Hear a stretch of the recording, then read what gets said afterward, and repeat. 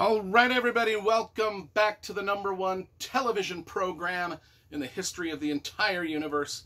I am Brian Lee Durfee, author of The Forgetting Moon, The Blackest Heart, and The Lonesome Crown, all three books published by Simon & Schuster's Saga Press. Today I'm going to be reviewing The Bazaar of Bad Dreams by Stephen King. This is a collection of 20 short stories that Stephen King has written and placed into this book for our enjoyments.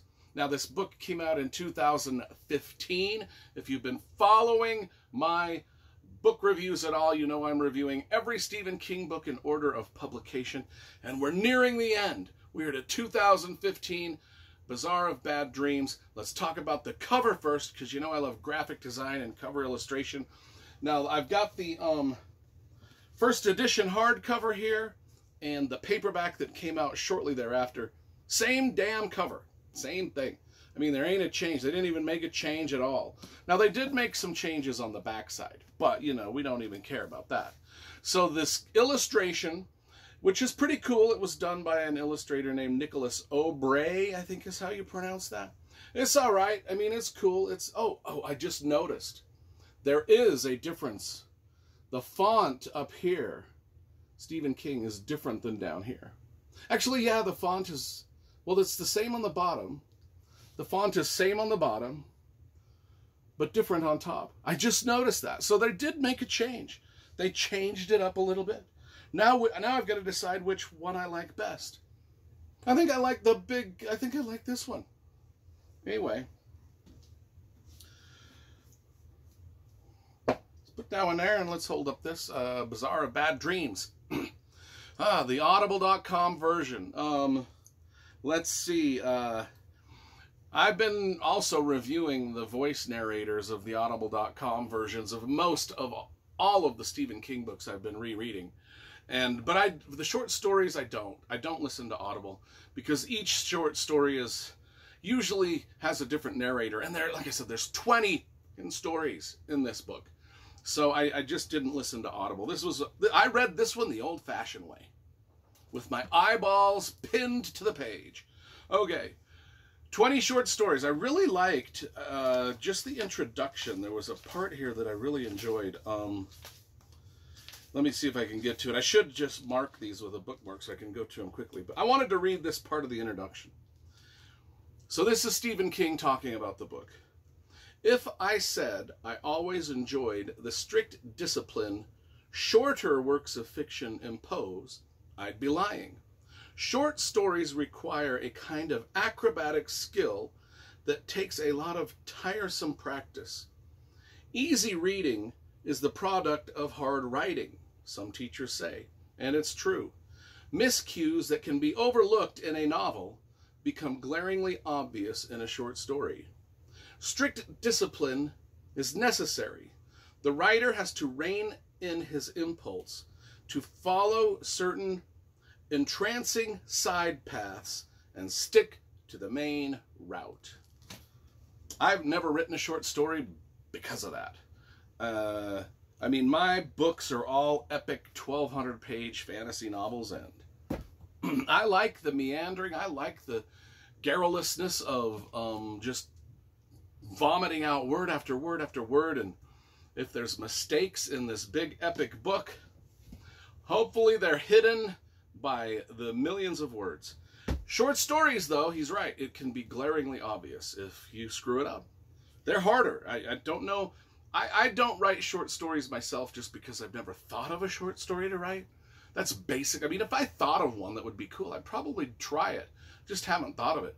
But I do know what he's saying, the discipline it takes to rein in, to edit out, and make that short story as succinct as possible and make every word count.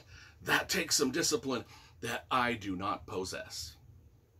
Let's get to the review of this book. I'll be honest with you just from the get-go. This might be my least favorite collection of Stephen King short stories. I loved lots of, well, there's actually, maybe I shouldn't say that. Because there's about 4 or 5 in here that were classic Stephen King that I really enjoyed. Starting with the first book. No, it's not a book. The first short story And we're going to mention each one of them. There's 20. I'll just give a brief description, if even any description. Anyway, Mile 81. That is story number 1. It's a mysterious, broke down station wagon that sucks in its victims. And then it's all the way on the highway. There's a station wagon that looks like it's broke down. Everybody that stops to help gets sucked into this car, and the car eats them alive. It's classic Stephen King. Classic Stephen King, and some just bloody good fun. And I'm not going to say anything more about it than that. The second story is called Premium Harmony. And it's a weird little tale of a man, his wife, a dog, and a Walmart. And that's all I'm going to get into that. That's also pretty good. Batman and Robin have an altercation. That is the third story. It's basically a Stephen King's take on road rage. That one was pretty good too. Let's see. And then we had the Dune. I'm going to say about the story of the Dune. I didn't really care for it, but just don't write your name in the sand. That's all I'm going to say about that. Bad Little Kid. That's the next story. Just titled Bad Little Kid. Pretty self-explanatory. It's about a bad little kid. Then there's a story after that called A Death. I didn't like that one. It was forgettable. I actually don't even remember what was in it. The Bone Church is a poem. There's 2 poems in this book. One is The Bone Church. I'll be honest, I skimmed through poems. I don't get poetry. I don't know why people even write it. I skimmed through that. I apologize, Mr. King. I was not paying attention. I don't know what the fuck it was even about. Morality. There's a story in here called Morality, and the foreword was more interesting than the story. Stephen King gives about a page and a half foreword to each one of the stories. And this one, I found the foreword to be much more interesting than the story. The foreword talked about King's experiences with shoplifting and hustling when he was a kid, hustling to do homework for people. It was pretty cool. That was more interesting than the actual story. Afterlife. That's another story in the book where King questions his life after death. That one was all right. Life after death conjecture stories are always pretty fun. Then there's a story called You Are. I mean, it's literally like the letter U and the letter R. It's the longest story in here. It was written originally for Amazon.com. For Amazon's launch of the new Kindle, and it's a story about when ebooks were new tech. I mean, they're not new tech anymore, but this story was written back then. Sorry, I gotta adjust the camera here a little bit. It's about to fall over. But anyway, another story called Herman Wouk is Still Alive. I like that. I mean, I'm a fan of Herman Wouk. I love Herman. He's one of my favorite writers. But anyway, the story is not really about Herman Wouk.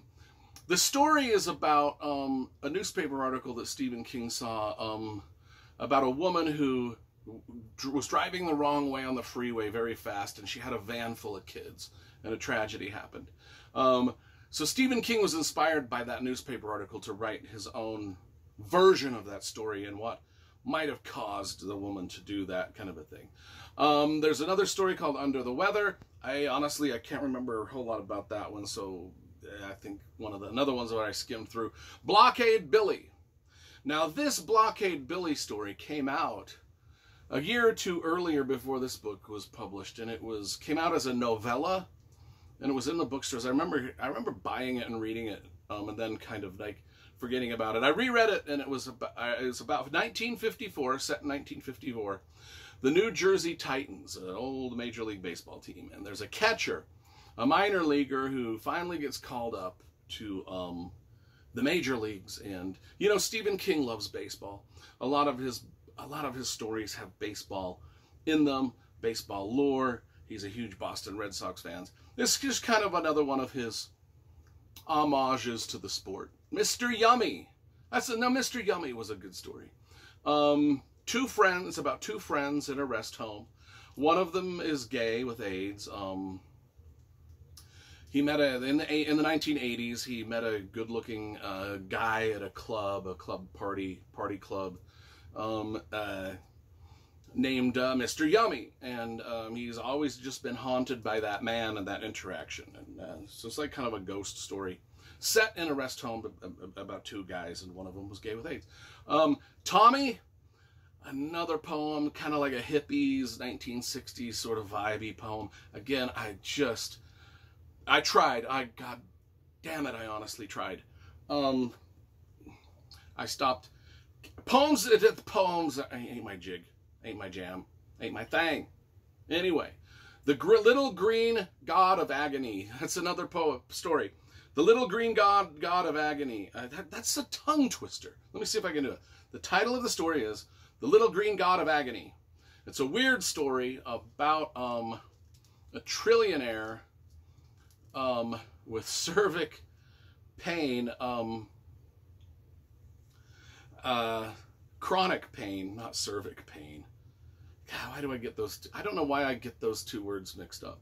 Anyway, he's got chronic pain, but it stems from this little green koosh ball looking creature that's inside of him, kind of like the alien from Aliens. It's inside of him, but it's a little green koosh ball looking thing, like one of the little fuzzies from Star Trek. Is that what they were called? Tribbles? He's got a tribble inside of him, but it's like a koosh ball thing inside of him. It's basically and that causes him this chronic pain. This is basically Stephen King's sort of, I think he was working through his own pain that he's experienced in his accident when the guy ran over him with the van and almost killed him. And I think Stephen King experienced a lot of chronic pain with that incident, and this is sort of his therapy story for that. That's at least what I'm getting at. Another good story, that was a good story. Another good story followed that one. It was called That Bus is Another World. And the gist of the story is a man is in his car and he sees a bus pull up next to him at the stoplight, and he's looking through the windows and he sees a murder take place in the bus, and he wonders what he should do about it. That's kind of the story, but it's kind of like The Girl in the Window. What was the Jimmy Stewart movie where he was watching through the window and he's seen a movie or a murder in the other house? You know what I'm talking about. Okay. Another one of my favorite stories in this book was called Obits. O-B-I-T-S, short for obituary.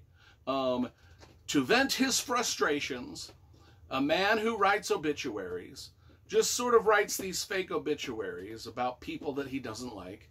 And lo and behold, those people end up dying. Classic King setup, classic King delivery, classic King horror story. That one was pretty good. One of my favorites. Drunken Fireworks. This story was written as if it was a police report being written about an incident, which was fine. I did not really get into it that much. The very final book was Summer Thunder. I don't remember really. I mean, did I say very final book? The very final story, Summer Thunder, and I was kind of impatient with that one and didn't give it really all it deserved, so I can't really talk about it too much. Let's see. I would give this book a solid, probably, let's go 6.5 out of 10. Short stories, which is good. That's probably about the enjoyment level I got out of it. 65% of it I enjoyed. But short stories ain't my thing. Ain't my thing, guys. Just ain't. You're just gonna have to forgive me.